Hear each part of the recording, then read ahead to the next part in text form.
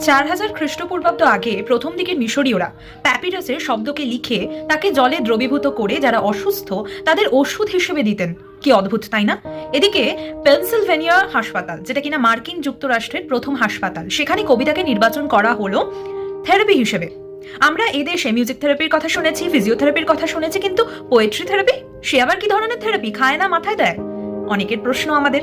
আজকে আমাদের 47তম আন্তর্জাতিক পুস্তক মেলাতে স্টেট ব্যাংক অডিটোরিয়ামে একটা সেমিনার হতে চলেছে, যেখানের বিষয় হলো পোয়েট্রি এবং আর্ট থেরাপি। মানসিক স্বাস্থ্য নিয়ে এখন আমরা অনেকেই সচেতন।